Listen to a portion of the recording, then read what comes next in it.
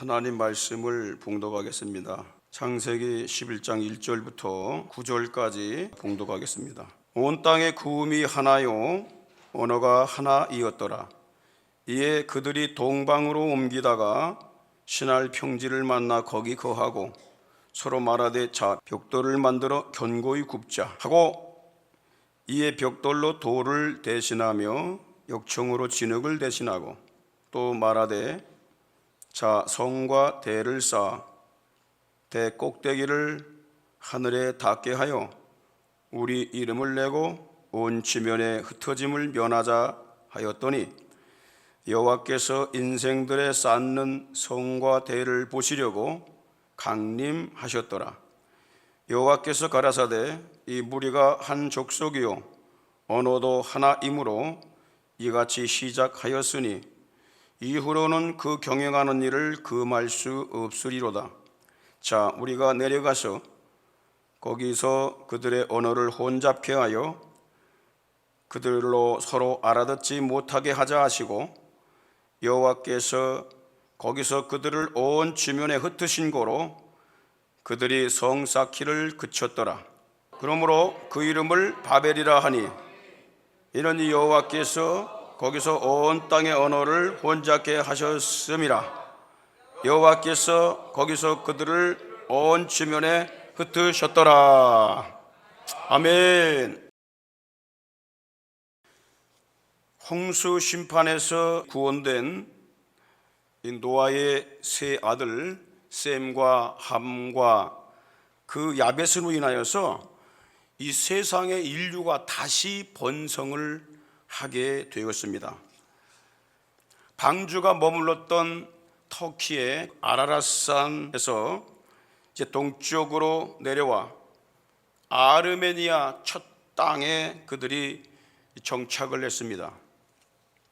그들은 생육하고 번성하여 땅에 충만하라는 하나님의 말씀에 순종하여 일부는 서쪽 해변 섬들로 나갔고요, 또 일부는 남쪽으로 이동을 했고 또 대부분의 자손들은 그 땅에 정착을 했습니다.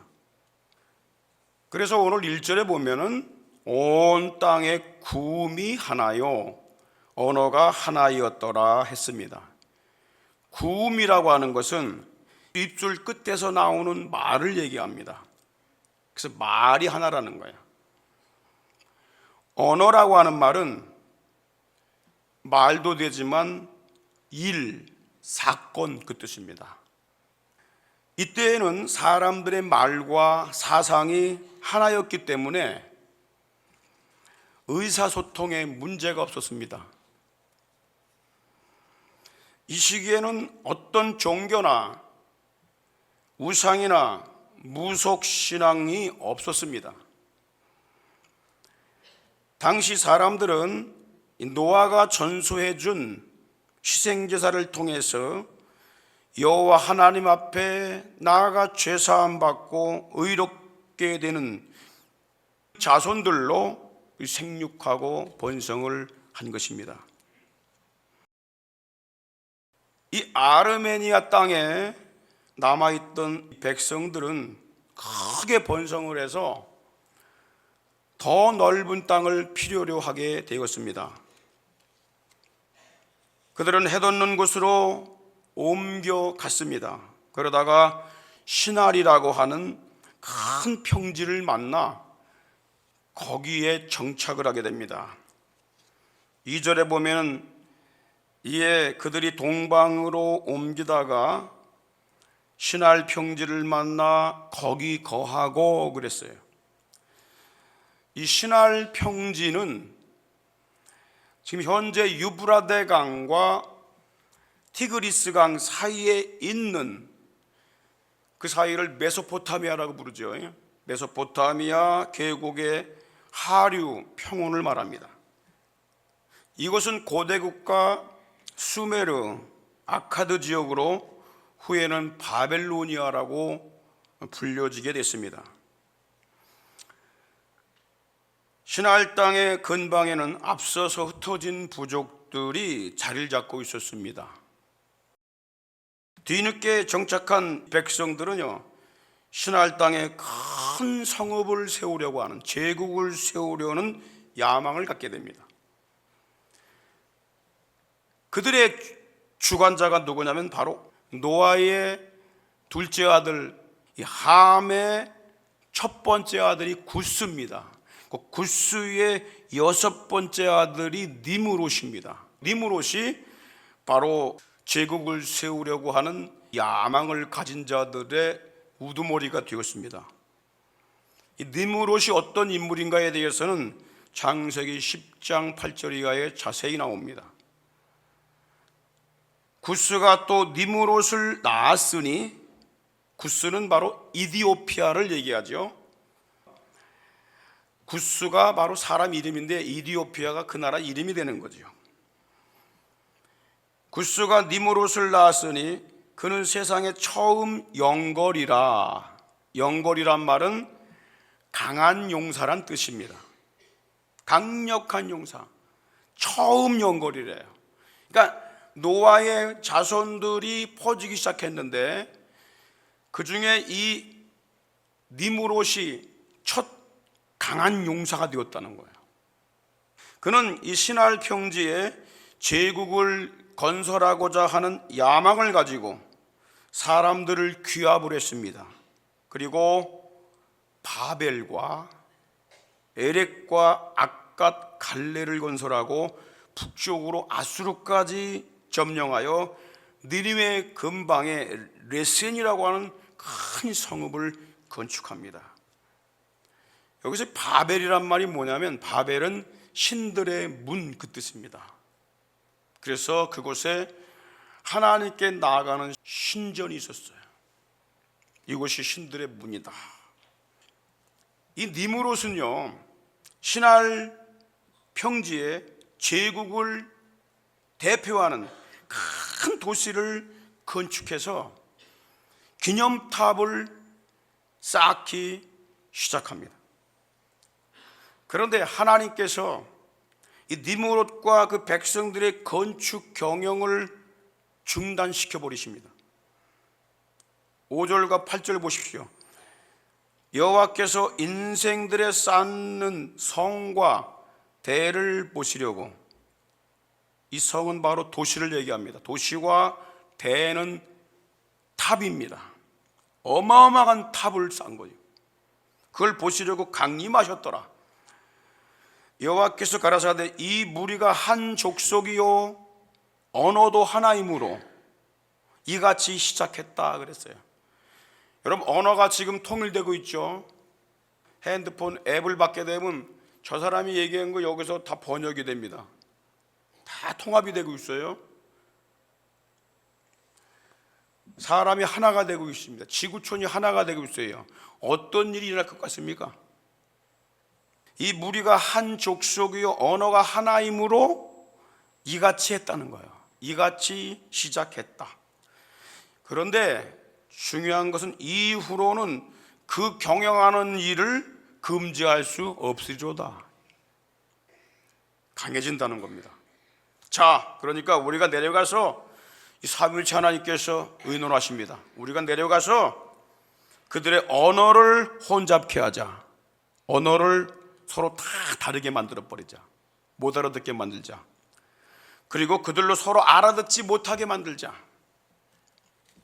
그래서 여호와께서 거기서 그들을 온 지면에서 흩으신 고로 그들이 성 쌓기를 그쳤다 그랬어요. 야, 벽돌 좀 가져와 그러면 다른 걸 가져와요. 말이 안 통하게 됐어요. 나무가 필요해, 다른 걸 가져와요. 물이 필요해, 다른 걸 가져와요. 도대체 이거 뭐 혼란이 와가지고 더 이상 성을 쌓을 수가 없습니다. 탑을 쌓을 수가 없어요. 하나님께서 흩어버리셨어요. 언어 맞는 사람들끼리, 통하는 사람들끼리 다 퍼진 거야. 사방으로. 자, 그러면 하나님께서 무엇 때문에 이 바벨의 문명 발전을 저지하고 막으신 것일까? 왜? 인간의 문명이 발전되면 안 되는 것일까? 우리 그 이유를 알아야 됩니다.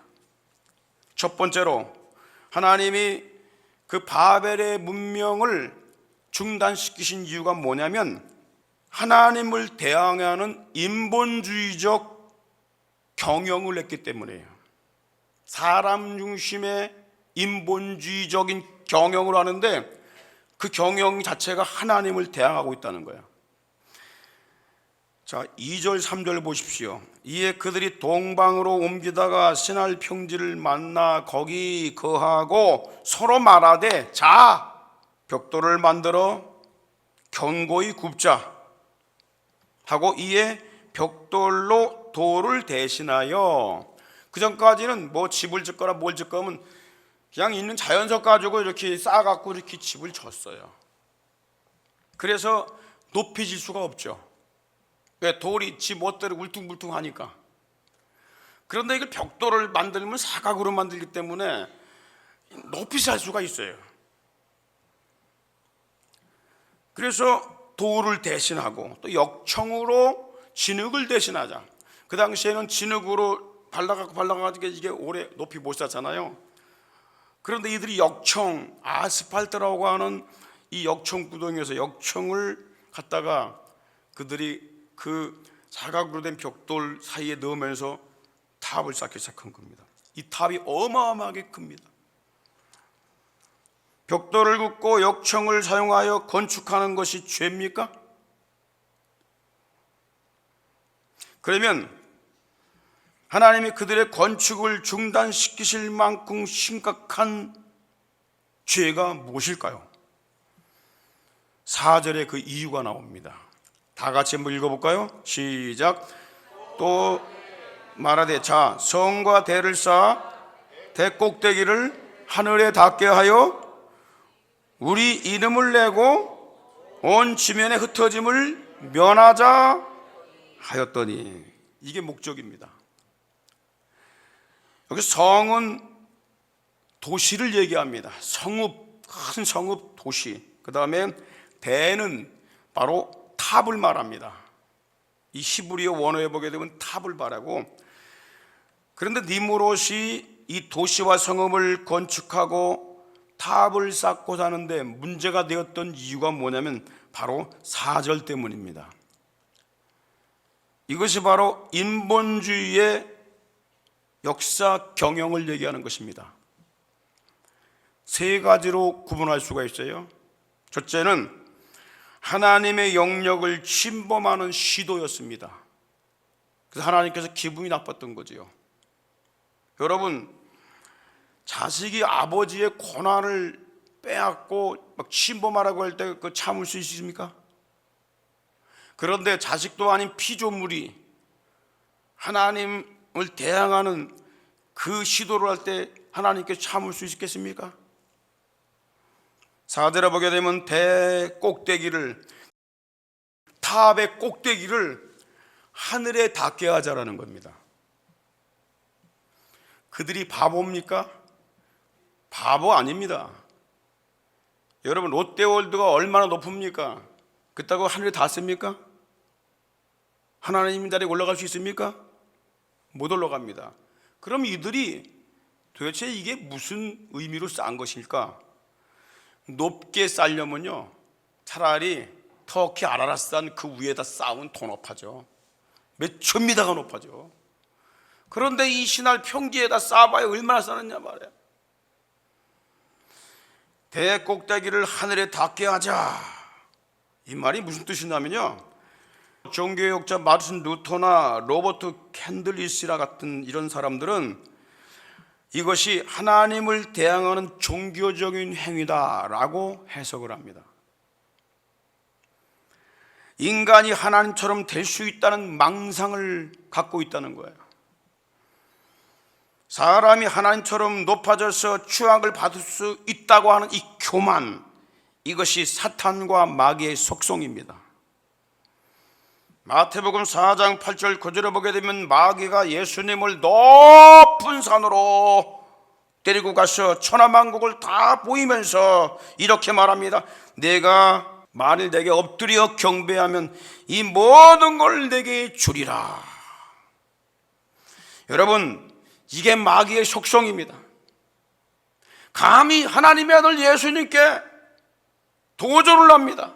나에게 경배해봐라. 이 세상 만물 다 주겠다. 착각을 하고 있어요. 누가 만들었습니까? 성삼위 하나님께서 만드신 건데 지가 가지고 있는 것처럼 얘기하고 있습니다. 자기 거인 것처럼 얘기하고 있어요. 이 세상 것을 자기 마음대로 할 수 있다고 생각합니다. 그게 하나님을 대항하는 거예요. 여러분, 마귀가 아담과 하와를 어떤 말로 미혹한 줄 아십니까? 창세기 3장 5절에 너희가 그것을 먹는 날에, 선악과를 먹는 날에, 선과 악을 아는 열매를 먹는 날에, 너희가 불순종하는 날에, 불순종함으로써 선과 악이 뭔지를 알게 되는 그때에 너희는 하나님과 같이 된다라는 거예요. 판단력에 있어서 하나님과 같이 된다. 네가 주권자가 될 수 있다. 본래 이 사단은요, 하나님께서 천사들 중에 가장 아름답게 창조하신 천사장 루시엘입니다.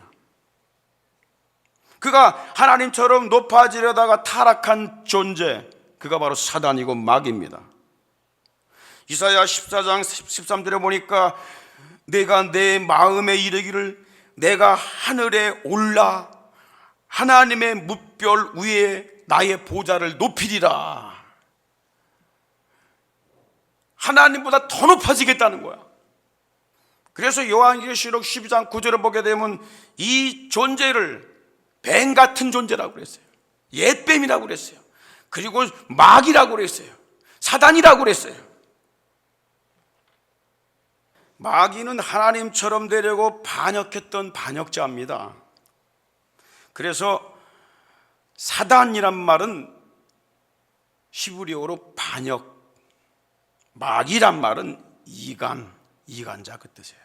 마귀 짓 한다 그러면 이간질 하는 걸 얘기한 거고, 사단 같다 그러면 뭐예요? 마귀 사단 같다. 이것은 대적하는 일을 잘해. 그냥 싸우려고 담배 들고 막 대적하는 일을 하고 막 반대하고 막 그냥 때려부시고 막, 이게 마귀 속성이야 이게. 하나님을 대항해서 답을 써가지고 하나님 그 나라까지 막 닿게 하자 말이야. 거길 침범하자. 우리가 영광 받아야 한다.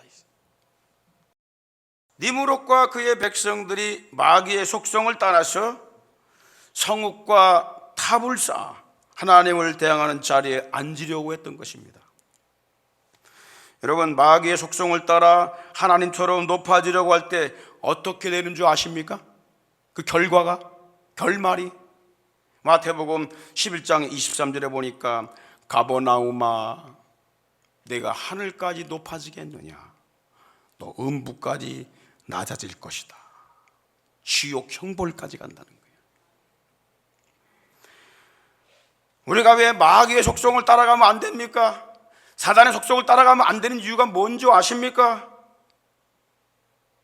세상이 망가지는 것도 이유가 되지만은 더 불행한 것은 그걸 따라갔던 자들이 마귀를 위해 예비한 그 지옥 형벌로 가기 때문인 거예요. 그래서 가지 말라는 거예요. 자신을 위해서. 마태복음 25장 41절 한번 크게 읽겠습니다. 시작. 또 왼편에 있는 자들에게 이르시되 저주를 받은 자들아 나를 떠나 마귀와 그 사자들을 위하여 예비한 영원한 불에 들어가라. 우리는 왼편에 있으면 안 됩니다. 좌편에 있으면 안 되는 거예요. 예수님 편에 있어야 됩니다. 성경은 절대 좌편에 있지 말라고 말합니다. 생각을 삐뚤어 갖지 말라는 거예요. 마귀 생각 갖지 말라는 거예요. 사단이 주는 생각 갖지 말라는 거예요. 오직 의로우신 예수 그리스도 오른편에 서라는 것입니다. 우편에 서라는 것입니다. 그래서 의라는 말이 righteousness라고 부르는 거예요. 오른쪽에 서 있는 것, 그게 의입니다. 의. 예수님은 항상 하나님 오른편에 계신다고 그랬어. 내가 너를 오른손으로 붙들리라.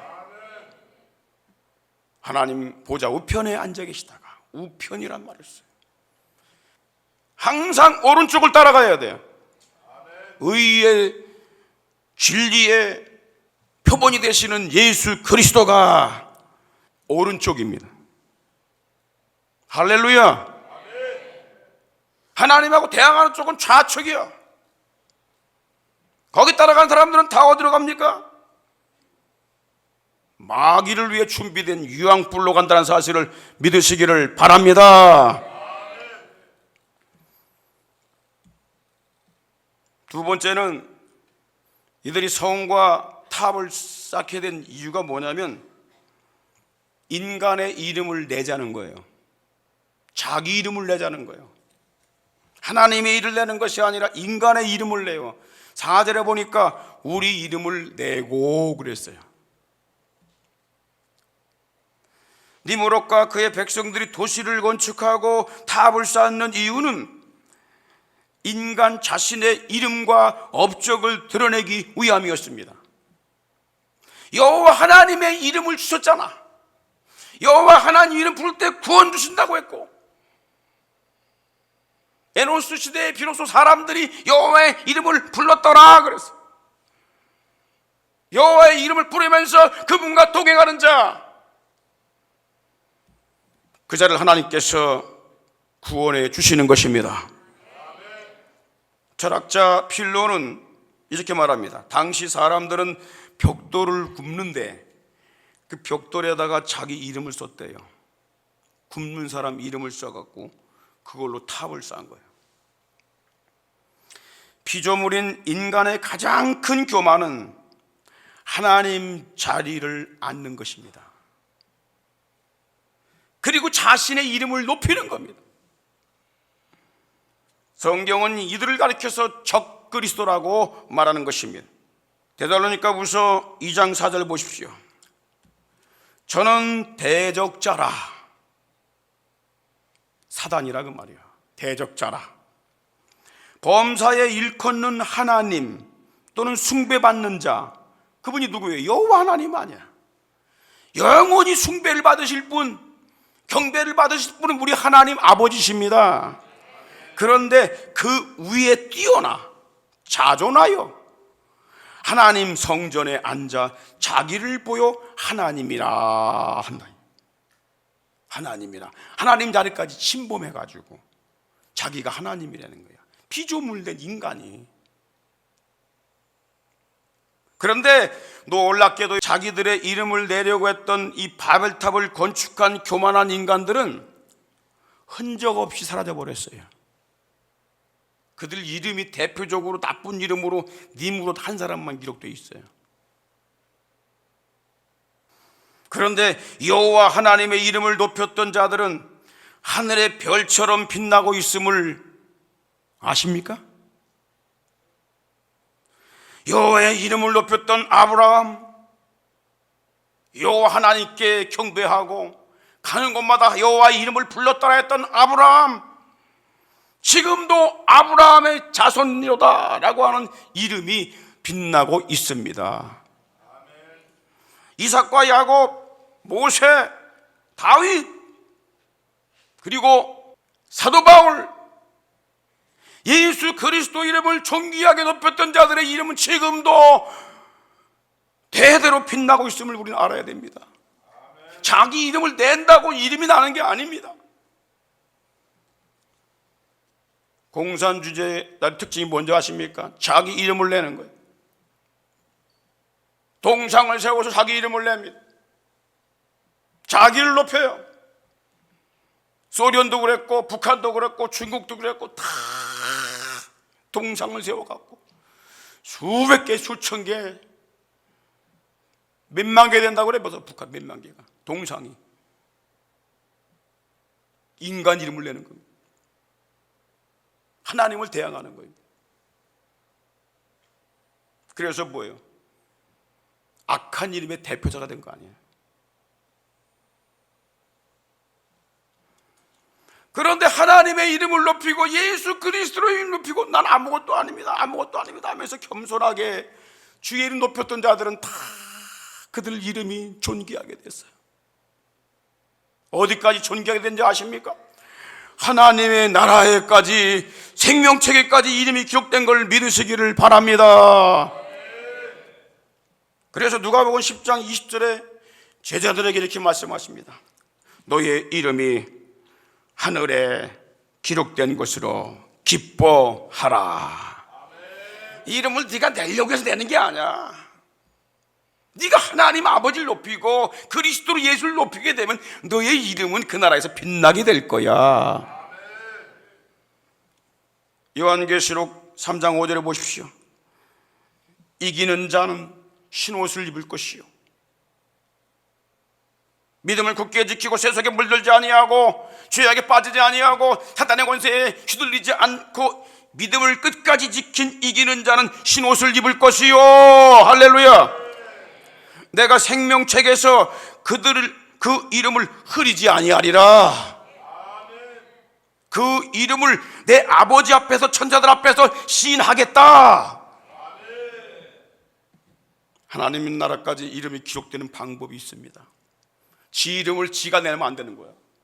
그것이 심각한 교만입니다. 우린 주 예수 그리스도를 자랑해야 됩니다. 빌립보 3장 3절에 보십시오. 하나님의 성령으로 봉사하고 그리스도 예수로 자랑하고. 할렐루야. 누구로 자랑하라고요? 예수로 자랑해야 돼요. 내가 사업에 성공했어, 내 이름을 내는 게 아니야. 예수 이름을 자랑해야 됩니다.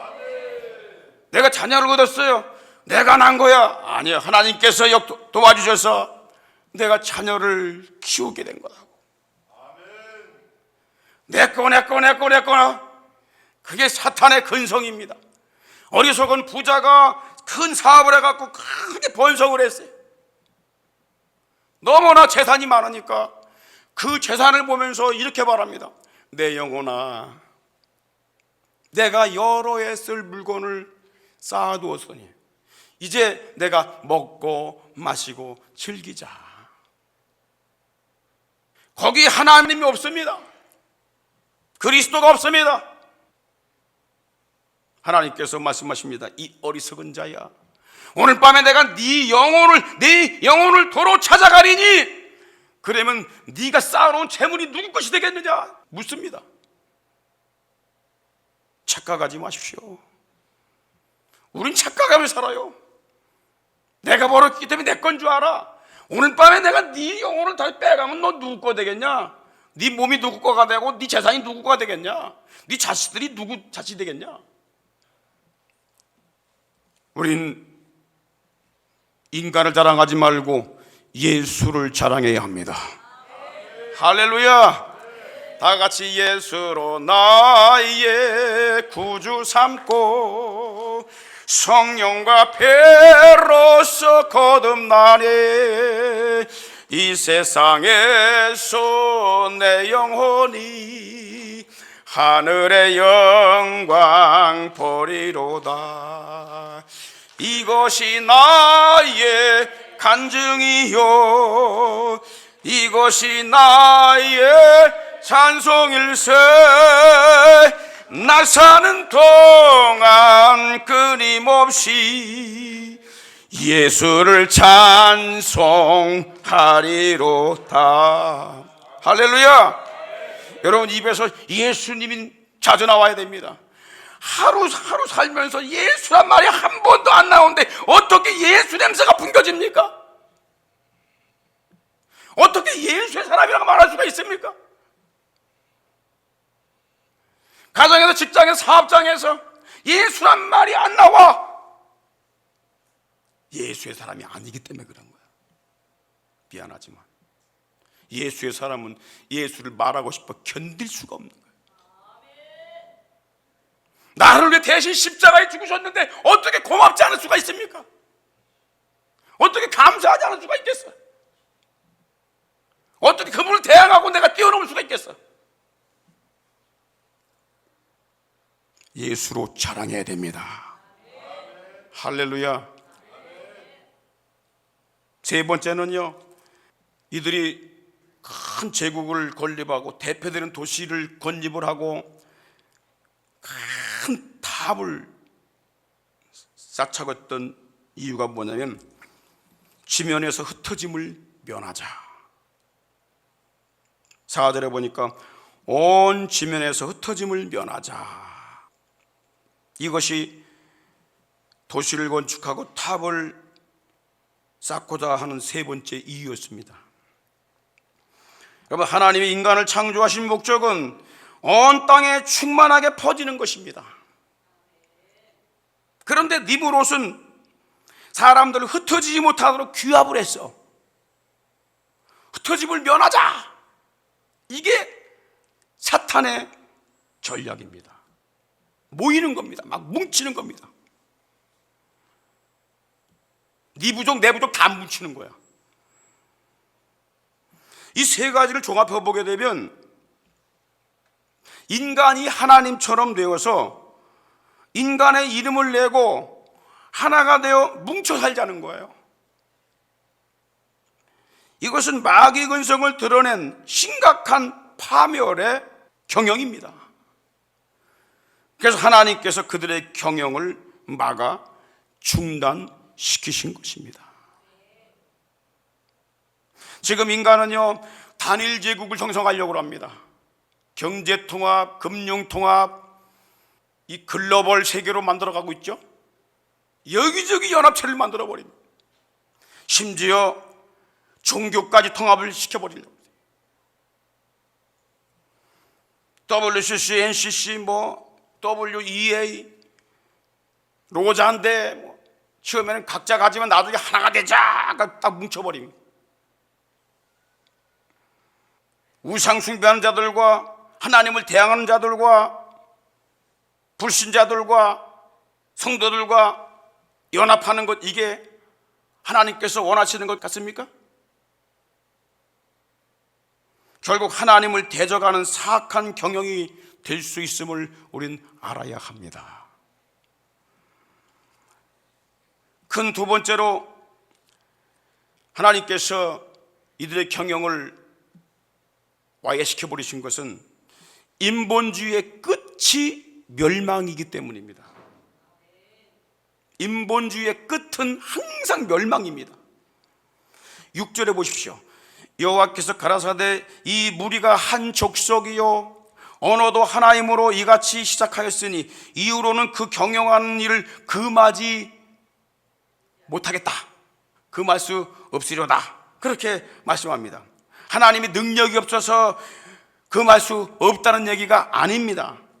하나님을 대항하고 하나님처럼 높아지려는 경영의 끝은 멸망이기 때문에 돌이킬 수 없는 멸망의 단계가 오기 전에 그들의 경영을 중단시키시겠다는 거예요. 여러분, 하나님께서 옛 세상, 홍수 이전 세상을 홍수로 심판하셨는데 그 이유가 무엇 때문인 줄 아십니까? 사람들이 죄를 범했기 때문이 아닙니다. 죄가 꽉 찼기 때문입니다. 여지가 없기 때문에 그런 거예요. 창세기 6장 13절에 보십시오.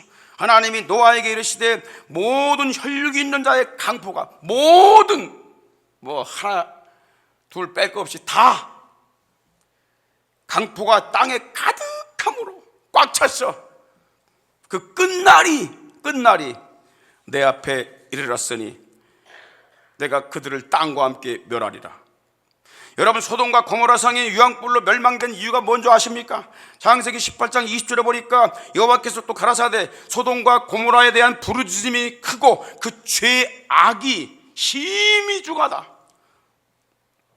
돌이킬 수 없는 상태가 되었다 그 말이에요. 여러분, 채매를 샀어요. 겉은 번질번질해. 갈라보니까 안에가 뉘랗게 다 녹아내렸어. 썩었어. 아깝다고 먹습니까? 버리지 않겠어요? 쓰레기통에 버리지 않겠어요? 이 세상도 마찬가지입니다. 살아있는 영혼을 가진 존재가 죄악으로 다 썩어버렸어. 어떡하겠어요 이거? 그렇게 썩게 되면은 하나님도 어찌할 수 없어. 폐기시켜버려야 돼. 그래서 더 썩기 전에 하나님이 막아버린 거야. 흩어버리신 거라고. 이게 하나님의 사랑이에요. 그걸 모르고 왜 안 되냐고 그러고 왜 자꾸 어려움이 오냐고 그러고 자꾸 이래버리면은 아직 하나님의 뜻도 모르고 아무것도 모르는 사람. 아름다운 꽃이라도 활짝 핀 후에는 떨어지고 아무리 좋은 열매라도 익으면 떨어지게 돼 있어요. 하물며 죄인이 번성한 후에 끝이 어떻게 되겠습니까? 인본주의의 답은 멸망입니다.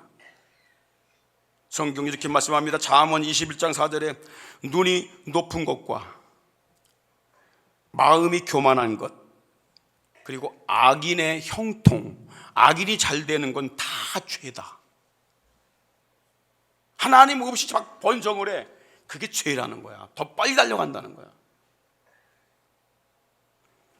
지금도 세상이 멸망의 바벨탑을 쌓고 있습니다. 하나님은 그런데 속히 멸망하지 않도록 성령과 교회를 통해서 인본주의적인 경영을 막고 계심을 알고 계십니까? 데살로니가후서 2장 7절에 보니까 불법의 비밀이 이미 활동하였으나 지금 막는 자가 있어 교회와 성령께서 막고 계십니다. 그 중에 옮길 때까지 하리라. 동성애나 차별기법이 통과되는 것은 시간 문제입니다. 그래도 교회와 성령이 속히 부패되는 것을 막으심으로 멸망을 늦추는 것입니다. 잠언 23장 17절에 다 같이 읽겠습니다. 시작. 내 마음으로 죄인의 형통을 보러하지 말고 항상 여호와를 경외하라. 할렐루야. 죄인이 잘 되는 거, 잘 나가는 거, 형통하는 거, 출세하는 거, 그거 부러워하지 말라는 거예요. 그리고 그것 때문에 욕하지 말라는 거예요. 불쌍함을 알아야 돼요. 폭탄을, 더 큰 폭탄을 안고 있는 거예요. 언제 터질지 모르는 거예요. 우리는 그 영적인 사실을 봐야 됩니다. 겉에만 보지 말고. 빌립보 3장 19절에 보십시오. 저의 마침은 뭐라고요? 멸망이다. 끝입니다. 멸망한다면 지옥 형벌을 피할 수가 없어요. 마지막으로 하나님께서 그들의 바벨의 문명을 차단시키신 것은 하나님의 구원의 계획을 그들이 막고 있었기 때문에 그런 거예요.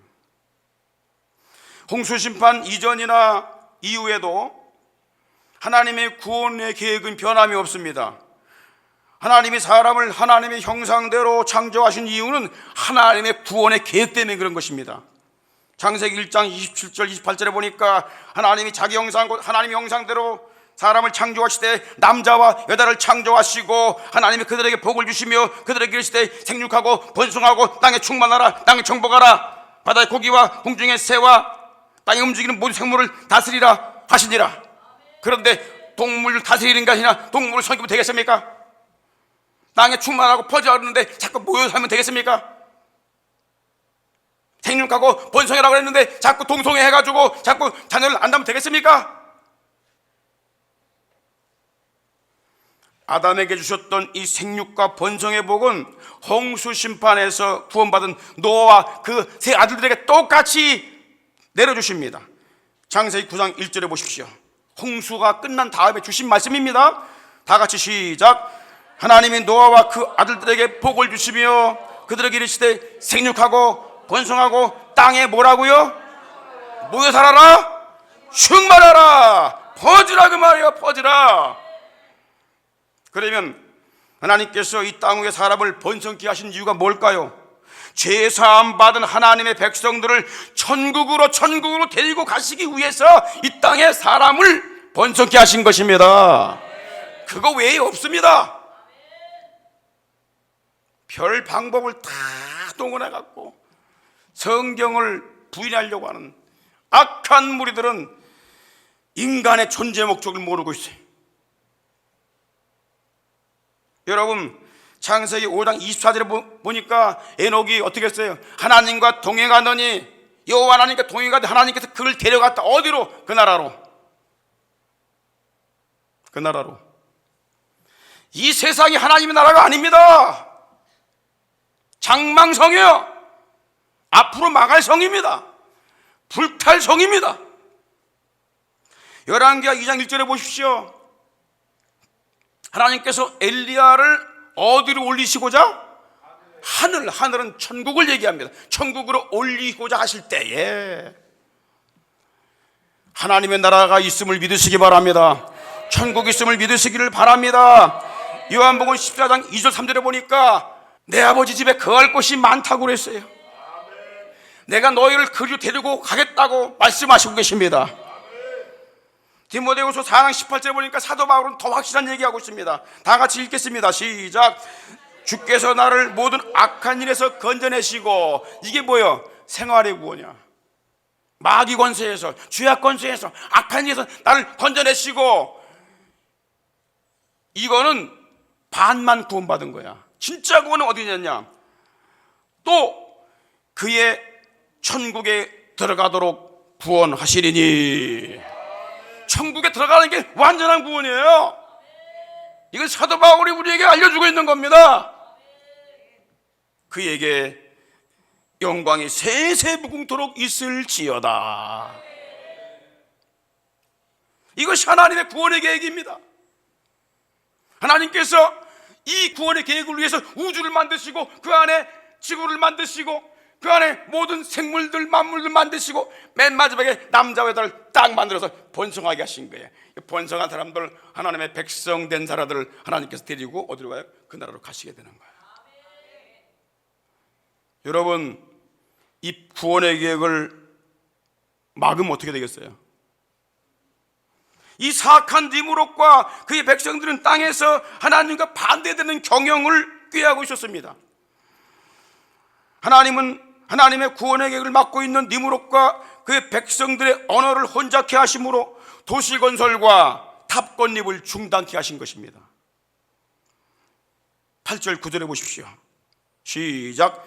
여호와께서 거기서 그들을 온 지면에 흩으신 거로 그들이 성 쌓기를 그쳤더라. 그러므로 그 이름을 바벨이라 하니 이는 여호와께서 거기서 온 땅의 언어를 혼잡케 하셨음이라.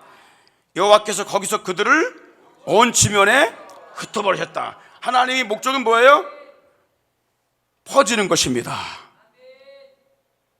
확장되는 겁니다. 지금 세상이 바벨탑이 어디까지 쌓아진 줄 아십니까?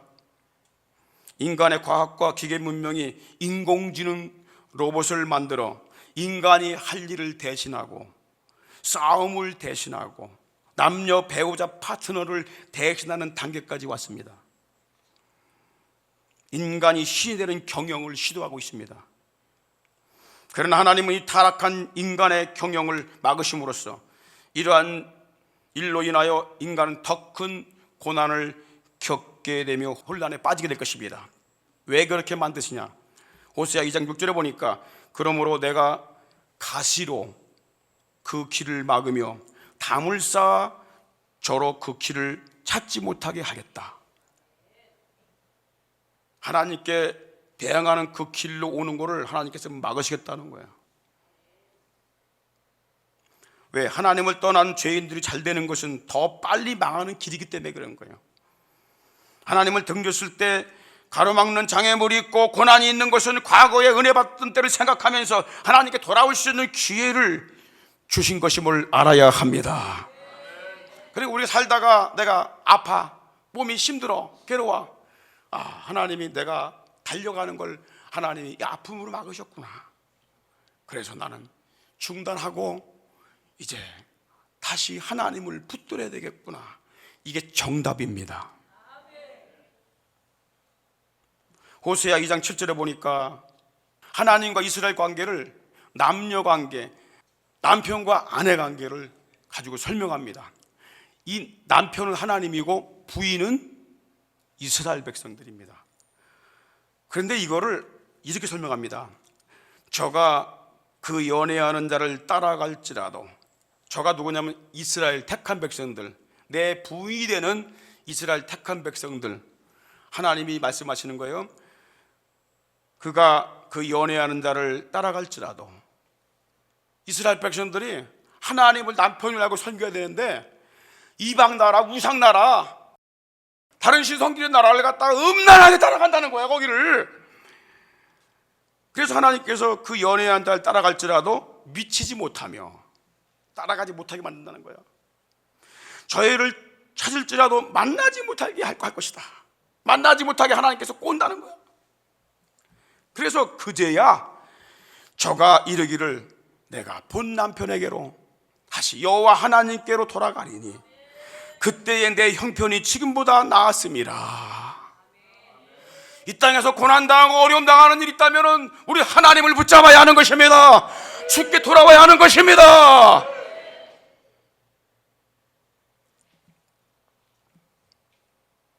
오랜 세월이 흐른 뒤에, 한 1700년 이상이 흐른 뒤에 이 니므롯이 탑을 쌓았던 이 신할 평지에 느부갓네살이라고 하는 이 왕이 바벨론 제국을 건설했습니다. 그리고 어느 날 옥상에 올라가서 그 바벨론 제국을 바라보면서, 야, 내가 이렇게 위대하구나, 이거 내가 건립한 이 세상인데 자랑하고 싶어 견딜 수가 없어요. 요즘 같았으면 기자들 들이대갖고 다 가지고 막 퍼뜨릴 텐데 어떻게 할 수가 없어. 그래서 소리 지릅니다. 야, 이 바벨론은 내가 건설한 제국이야. 내 영광을 찬양해야 돼, 높여야 돼. 이러면서 자기 영광 드러나겠다고 막 소리를 칩니다. 자, 우리 다니엘서 4장 30절 한번 다 같이 읽겠습니다. 시작. 나 왕이 말하여 가로되 이 큰 바벨론은 내가 능력과 권세로 건설하여 나의 도성을 삼고 이곳으로 내 위엄과 영광을 나타낼 것이 아니냐 하고, 이게 교만이야. 다른 게 교만이 아니라, 권력 있는 자리, 권세 자리 가게 되면 다 자기가 다 할 건 것처럼, 모든 걸 다 주관할 수 있는 것처럼. 그런데 그 말이 끝나기도 전에 어떤 일이 일어난 줄 아십니까? 31절 다 같이 시작. 이 말이 오히려 나 왕의 입에 있을 때에 하늘에서 소리가 내려 가로되 느부갓네살 왕아, 내게 말하노니 나라의 우위가 내게서 떠났느니라. 너 네 왕위 내가 뺏을 거야. 그래서 그 즉시 느부갓네살 왕이 사람들에게 쫓겨나서, 부하들에게 쫓겨나서 7년 동안 저 들판에서 살게 됩니다. 동물처럼 풀 뜯어 먹으며 이슬 맞으며 손톱 발톱 깎지도 못하고 머리도 깎지 못하고 세수 목욕도 못하고 그렇게 7년 동안 동물이 되어 살게 됩니다. 하나님께서 그를 낮춰버렸어요. 그 후에야 7년이 되는 무렵에 내가 왜 이렇게 됐지? 내가 왜 이렇게 됐지? 그때서야 그걸 깨닫게 돼요. 그리고 세상 나라가, 세상의 권세, 내가 건립한 나라 할지라도 이 세상에 있는 나라가 하나님의 권세 아래, 하나님의 권위 아래 있음을 그가 깨닫게 됩니다. 다니엘 4장 34절 다 같이 시작. 그 기한이 참에 나 느부갓네살이 하늘을 우러러보았더니, 이 기한은 7년입니다 7년 동안 내가 널 낮출 거야. 너 그때 네가 뭘 깨달아봐. 여러분, 우리가 지금 문제가 생기고 어려움이 있을 때는 깨닫는 기회입니다. 내가 왜 이렇게 됐나 깨닫는 기회예요. 우리 민족이 어려울 때 왜 이렇게 됐나 깨닫는 기회예요.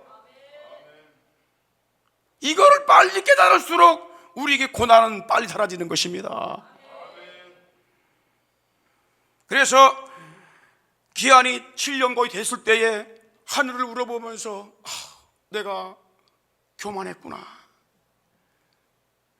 짐승만도 못한 인간, 내 나라라고 내 영광을 드러내려고 교만했구나. 하늘을 우러러보고 하나님을 우러러본 거예요. 그랬더니 내 총명이 다시 내게로 돌아온지라. 이에 내가 지극히 높으신 자에게 감사하며, 할렐루야, 영생하시는 자를 찬양하며 할렐루야. 존경하였노니 그 권세는 영원한 것이요 그 나라는 대대에 이르리로다. 여호와 하나님 앞에 대항할 자가 누굽니까? 기껏해야 100세도 못 사는데 거기서 떵떵거리면서 교만하게 행하는 거 보게 되면 참 불쌍한 인간들이에요. 사랑하는 성도 여러분, 우리는 어떻게 살아야 됩니까? 먹든지 마시든지 하나님 아버지 영광을 위해 살아야 합니다. 할렐루야. 고린도서 10장 31절 보십시오. 다 같이 기습해 시작. 그런즉 너희가 먹든지 마시든지 무슨 일을 하든지 뭐예요? 하나님 영광을 위하여 하라. 할렐루야. 잘 되건 안 되건 배고프건 안 고프건 내가 이 땅 사는 자체가 하나님의 은혜입니다. 그럼 하나님 아버지께 영광 돌리며 하나님 아버지의 권위를 인정하고 그분을 섬기며 봉사하면서 감사하며 살아야 됩니다. 할렐루야. 디모데후서 1장 17절 다 같이 읽겠습니다. 시작. 만세의 왕 곧 썩지 아니하고 보이지 아니하고 홀로 하나이신 하나님께 존귀와 영광이 세세토록 있을지어다. 아멘. 할렐루야.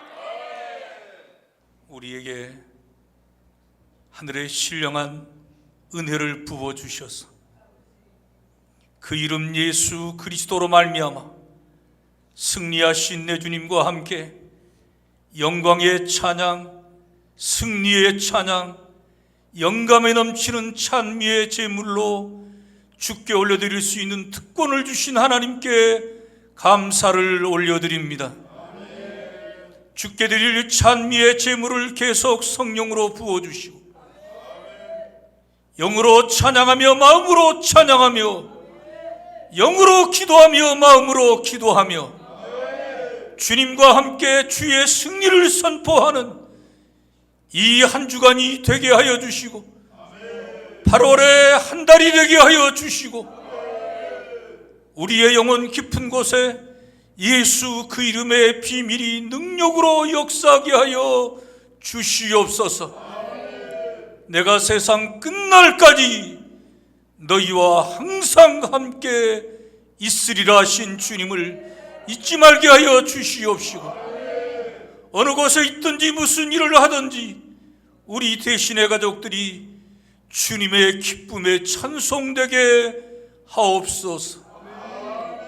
가정에 가정재단을 쌓고 주님께 영광을 올려드리게 하여 주시고 새벽과 교회 예배당 위에 주의 영이 역사해 주셔서 기도하는 자들이 많아지게 하여 주시옵시고 신령한 은혜가 넘치게 하여 주시고 간증이 넘치게 하여 주시옵소서. 우리 목사님을 능력의 말씀으로 계속 붙잡아 주시옵시고 능력 있고 권세 있는 주의 말씀을 대언할 적마다 하늘의 기쁨과 권세가 충만하게 하여 주시옵시고 더러운 것들이 일곱 길로 도망가게 하여 주시옵시고 묶인 것들이 풀려지게 하여 주시옵시고 강력한 치유의 역사가 풀어지게 하여 주옵소서. 지금은 우리 구주 예수 그리스도의 크신 은혜와 하나님 우리 아버지의 극진하신 사랑하심과 성령님의 감동 감화 충만 교통하심이 사랑하는 모든 성도들의 심령 가정 저들의 사역과 산업들 위에와 이 땅에 주의 피로 사신 모든 교회들 위에 특별히 풍력 땅 하늘 아래 지하교회에서 울부짖고 있는 사랑하는 동포들 심령이 5대양 6대주에 파송받아 피 묻은 십자가의 복음을 증거하며 다시 오실 주님의 길을 간절히 사모하며 예비하고 있는 모든 선교사님들 위해 이제로부터 영원토록 함께 있을지어다. 아멘.